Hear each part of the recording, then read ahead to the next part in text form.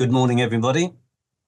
Yes, I'm going to be telling you about synchrotron powder X-ray diffraction. I'm at the European Synchrotron in Grenoble in France, where we have a high-resolution powder diffraction beamline.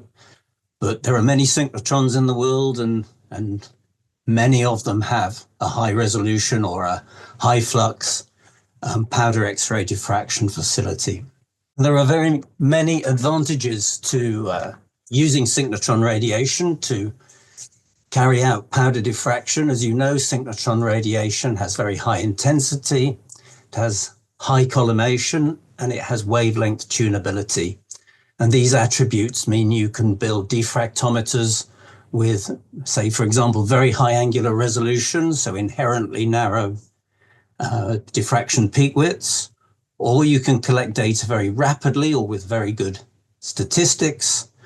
The X-rays are highly monochromatic, so this contributes to having a very nice, well-defined instrumental peak shape. There's no problems with things like alpha-1, alpha-2 doublets that you get from a standard laboratory source, or potentially. The wavelength is tunable, so you can exploit anomalous scattering by measuring at absorption edges. Or you can stay well away from absorption edges to avoid fluorescence and other problems. You can optimize the radiation for the experiment you want to carry out. And at some synchrotrons, say, for example, the ESRF or the APS or high energy synchrotrons, you can get high X-ray energies, which can increase the Q range of your data for example, pair distribution function analysis, or to penetrate through absorbing samples and sample environments. You have a great deal of flexibility.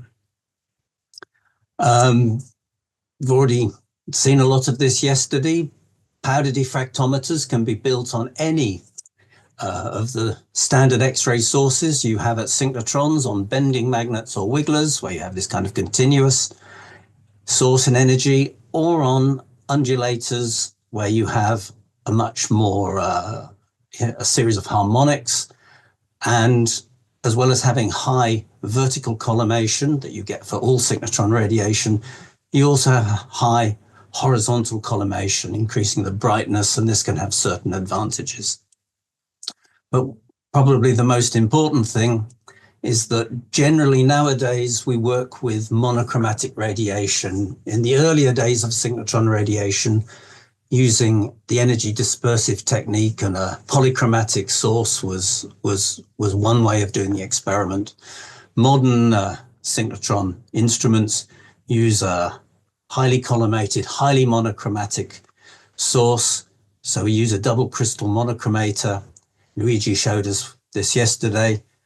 You get a polychromatic source of radiation incident on a very perfect single crystal, set at a particular angle that selects a particular wavelength, which is then re-reflected by a second diffracting surface to transmit it on its way towards the sample. Usually there's a great deal of versatility depending on your synchrotron in the value of lambda that you choose for your measurement. Here is a high-resolution powder diffractometer. This is actually the one at the ESRF, the ID22 beamline. I'll show you some more in a moment. The X-rays come down the pipe and are incident on the sample sitting on the axis of the diffractometer. And here's a very typical powder diffraction sample you might try to study. It's a capillary of powder spinning away on the axis of the diffractometer. And for a very high resolution instrument, you will have a series of analyzer crystals between the sample and the detector. And the idea is that the radiation scattered by the sample has to fulfill Bragg's condition and be diffracted from these analyzer crystals, which are perfect analyzer crystals like silicon 111, before it reaches the detector. This gives you very, very high angular resolution, and this is just an example of of lanthanum hexaboride, which is the one of the standards people often use to characterize the resolution of their instruments. This shows a Rietveld refinement measured at 0.354 angstroms. You can see the sort of extremely good quality and the high resolution of such data extends out to 90 degrees in 2 theta, very narrow peaks. And if I look at the widths of those peaks as a function of 2 theta, you can see at the lowest diffraction angles, we're measuring something a little bit over 2 millidegrees, 0.002 degrees, and the resolution function gently broadens towards about 2 centidegrees at the highest angles. The analyzer crystal has enormous advantages for high resolution powder diffraction studies, because the analyzer crystal, it stringently defines a true 2 theta angle. You have to fulfill Bragg's law at the crystal, rather than inferring that angle, the 2 theta angle, from the position of a slit or a pixel on a PSD. And this gives you very narrow, in fact, limited by the quality of the sample, peaks with very accurate positions. The whole geometry of the setup means that peak positions are insensitive to a whole bunch of aberrations which can affect standard geometries due to sample misalignment, specimen transparency, surface effects. I'll illustrate that more in a moment. The consequence is that peak widths are independent of theta 2 theta parafocusing conditions, which are something you have to fulfill in the laboratory.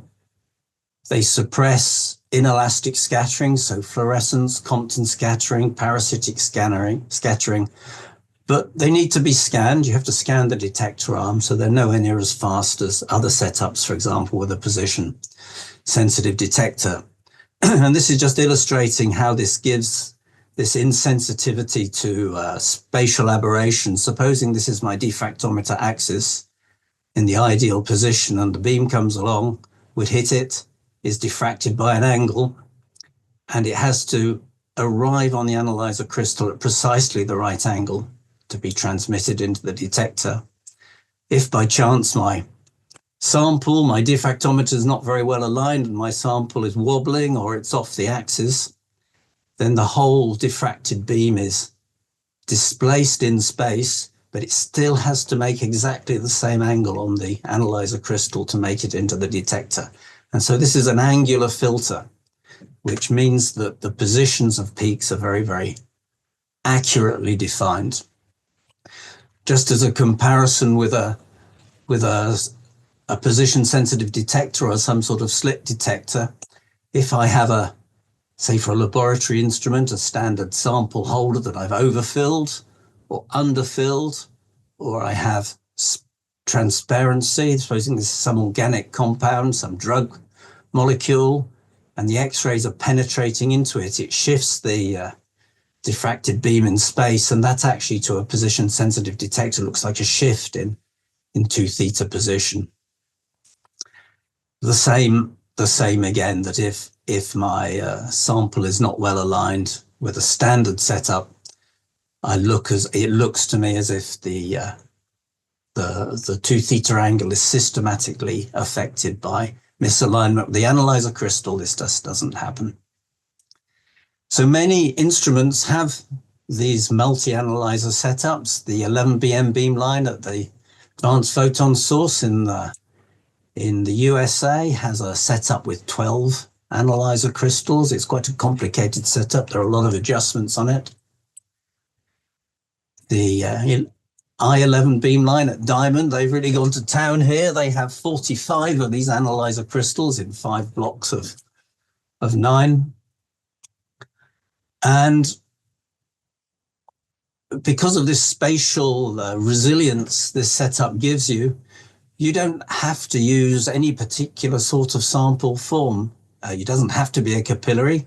If you've got a pharmaceutical product, you can just stick the whole tablet on the diffractometer and spin away and measure the diffraction pattern if you're looking at the the makeup of this material. Or you can, if this is a slightly funny shape, may give you some changes in absorption, you can also maybe oscillate a sample in the beam. There's a lot of versatility in terms of sample form, sample shape. Of course, it's not the only type of detector you can have on a synchrotron diffractometer. There are a lot of instruments which come with these large 2D detectors. For example, this is a medical imaging detector, 40 by 40 centimeters, covers a very large angular area, spatial area, or you can have more advanced hybrid photon counting pixel detectors. This is the Dectris pilatus. These mean you can measure the whole of the Debye-Scherer rings in one shot. So they give you very much greater photon counting and speed of measurement.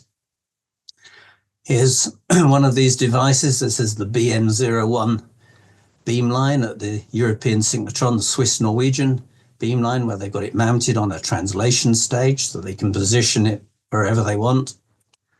And this is the ID15A beamline. Here's the detector sitting on the instrument, and here you can build very, very elaborate sample environments and experimental setups. You can do catalysis, you can do in situ studying, you can build a whole chemical factory there, and in the detector study the structural chemistry that is evolving.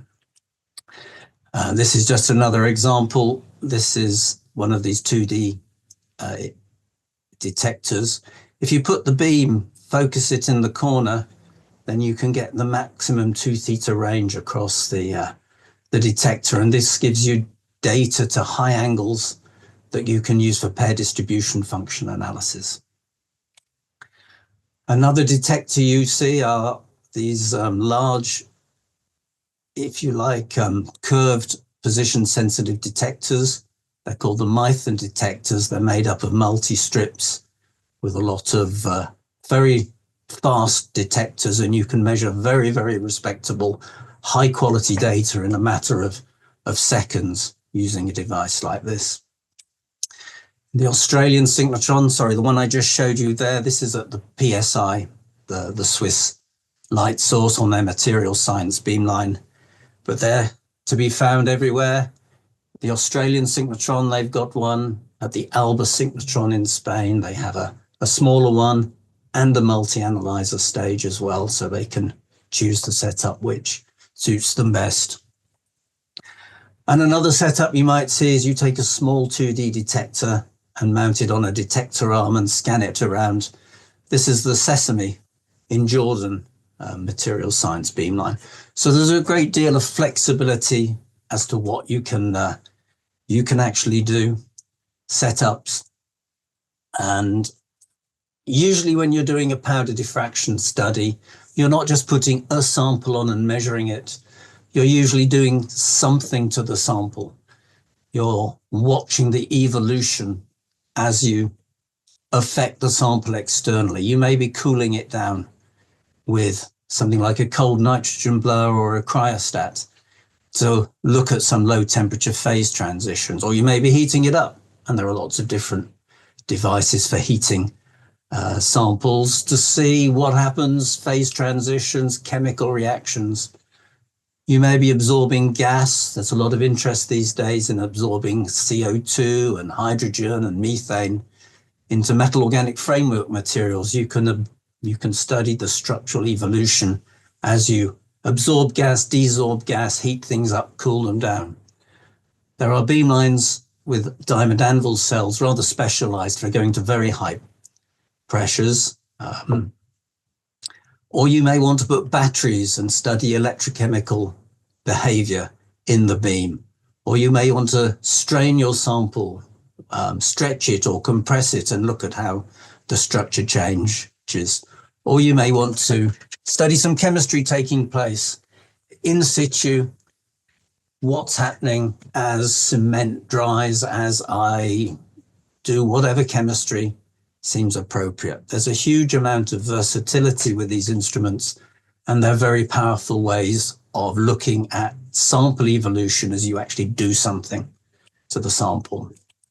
And here are just a quick look at some of the sort of things you might see.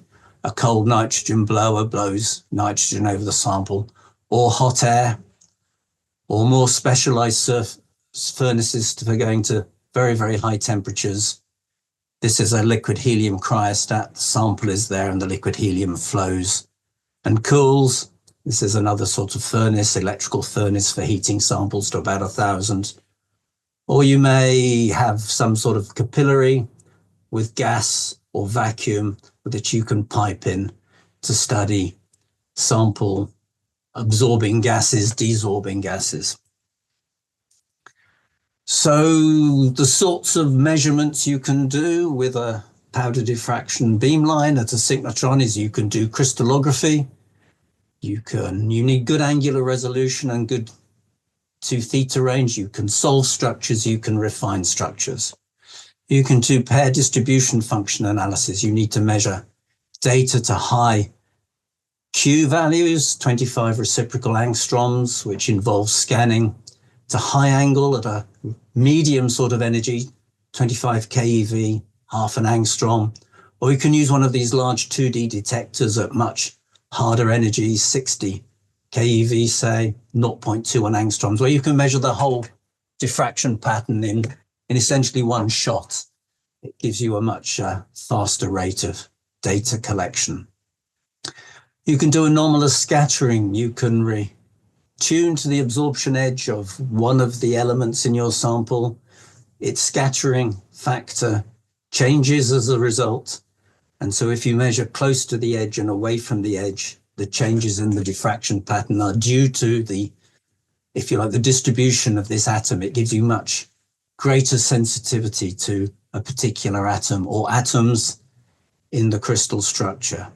I said you can do in situ studies, wide range of sample environments, heating up, cooling down, absorbing gases, desorbing gases. You can do time resolved measurements. You can measure fast, watch the sample evolve with time. You need a very efficient detector system. If you want to go fast, one of these position sensitive detectors. Of course, powder diffraction is often used for quantitative analysis. The high quality of synchrotron radiation means that you can measure very complicated mixtures or very tiny amounts of sample in a mixture. But generally, this is helped by the good 2 theta resolution and the high statistical quality. You may want to have high throughput. You've got a whole pile of samples, and there are instruments with automatic sample changes. And you may want to study microstructure. Look at detailed analysis of the peak shapes.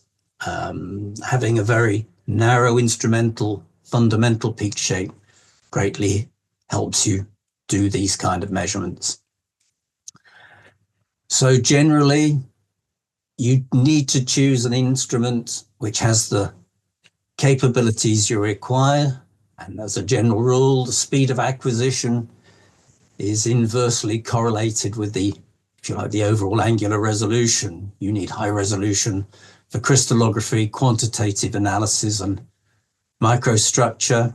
And the highest resolution instruments use these multi-analyzer stages, which must be scanned.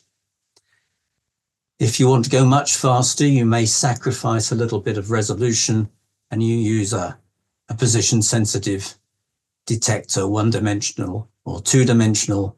They give you lower angular resolution, but means you can measure very much faster and follow much faster processes taking place in your sample.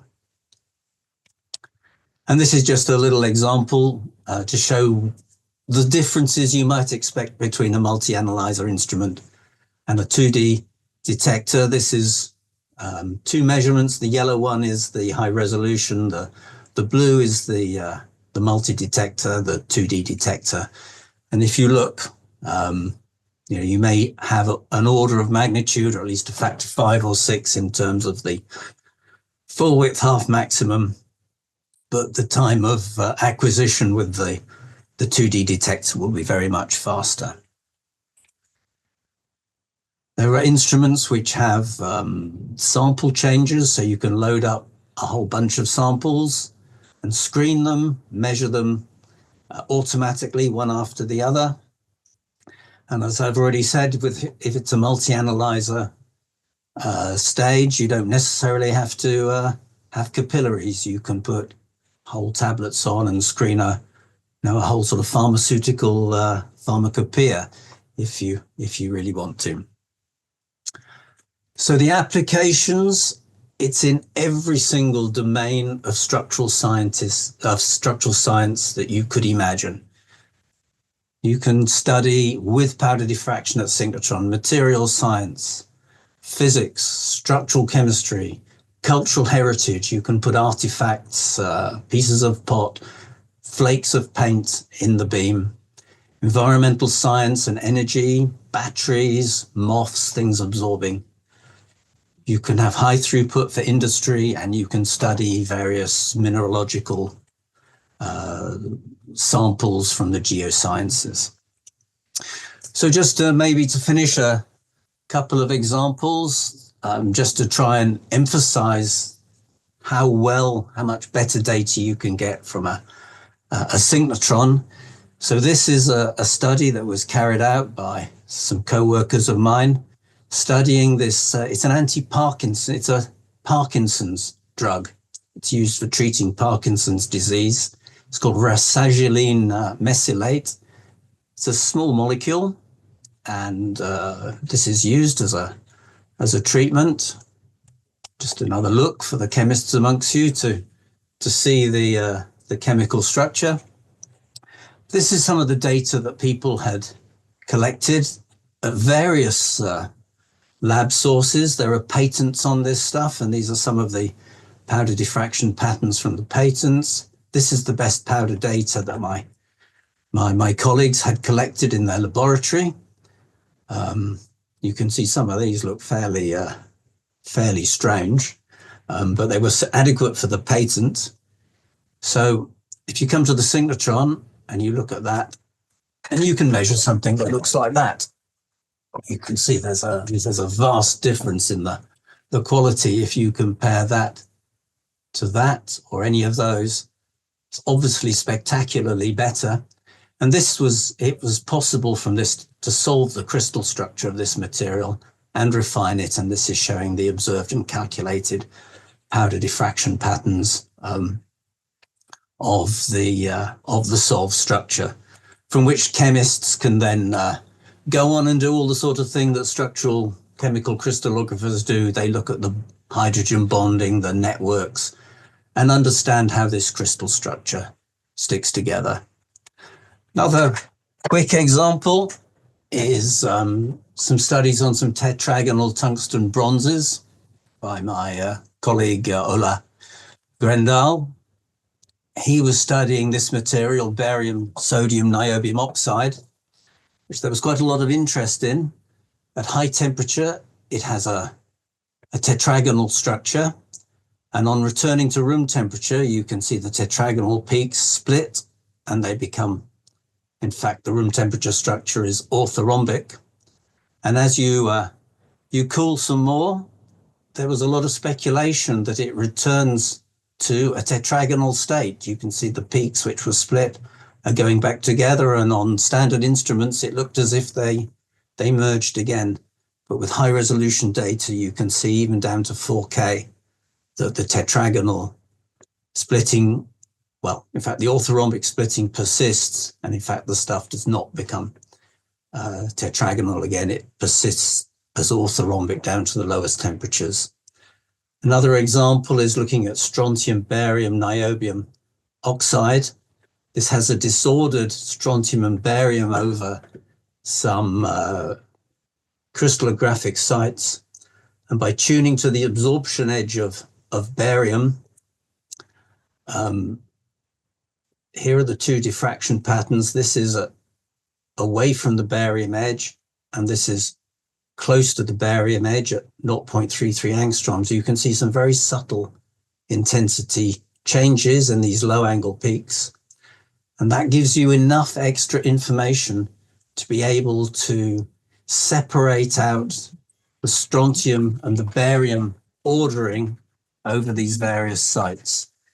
And so that's the use of anomalous scattering to enhance the sensitivity of the diffraction experiment to the barium distribution, and so work out which ion goes where.